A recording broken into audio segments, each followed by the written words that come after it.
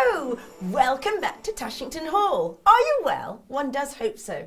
Well, Christmas is upon us. One does so adore this time of year. Peace and love and goodwill to all men, apart from the French, of course. It's also so very lovely. I'm sure you'll all agree. Well, as you can imagine, we here in Booby Dingle have been tremendously busy preparing for the festivities.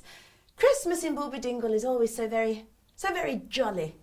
The hustle and bustle in the village shop, the Booby Dingle Choral Society filling the air with Christmas classics, and the smell of the Brigadier roasting his chestnuts on the village green. He does it every year, you know, to raise funds for local charities. It's one of the highlights of the Booby Dingle calendar.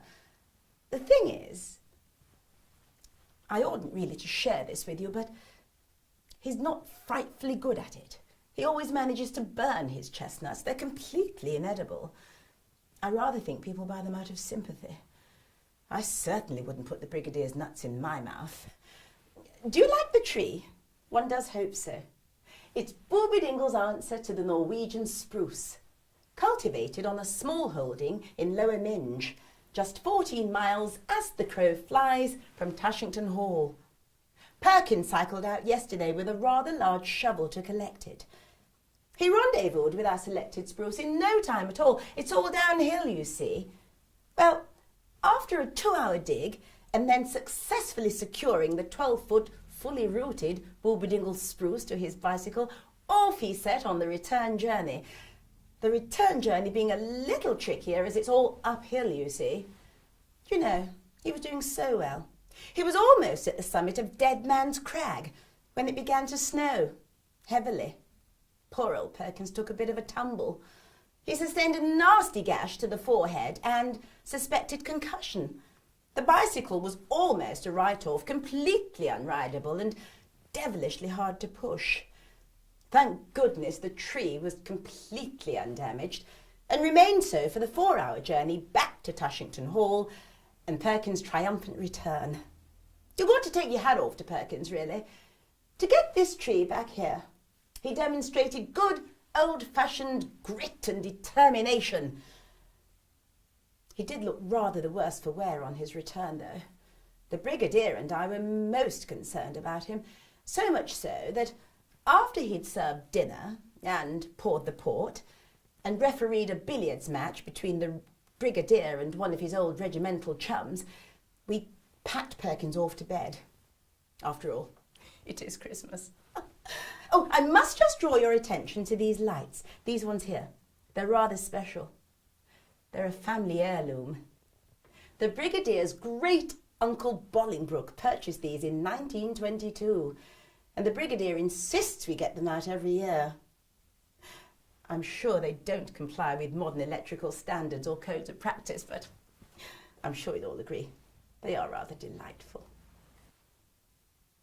In keeping with tradition here in Tushington Hall, we've already started playing Christmas games well before the big day. My personal favourite being charades, with the Brigadier favouring buckaroo. This afternoon, the whole household participated in a game of hide and seek. I teamed up with Angelo, the new head groom. He's Italian, you know. Do you know, we were able to hide for a whole 2 hours in the hayloft above the stables without being found at all. And it's well into the evening now, and as I understand it, some of the staff are still playing. Last seen hiding in the Tickled Shrimp. Yes, I know it's a ridiculous name for a village pub, but there you are. Oh well, they're having a spiffing time. And it is Christmas, so leave them to it, I say. You can always round them up in the morning if they haven't returned to their duties. The hounds could do with a good run. And according to Perkins, the Brigadier has gone off in the Bentley to hide in his London club. So I suppose one's rather like that young chap in Home Alone, apart from Perkins and Angelo. Oh, and Mrs. Perkins, of course, who, by the way, is serving goose for Christmas lunch, along with her celebrated stuffing. There's nothing quite like a good stuffing, is there? I'm sure you'll all agree. Good Lord, is that the time? Oh, thank you, Perkins. Well, it just remains for me to wish you all a very happy Christmas and a jolly prosperous new year. Cheerio. Oh. Good Lord, what's that smell? Great Scott! Perkins! The Bobby Dingle spruce is on fire!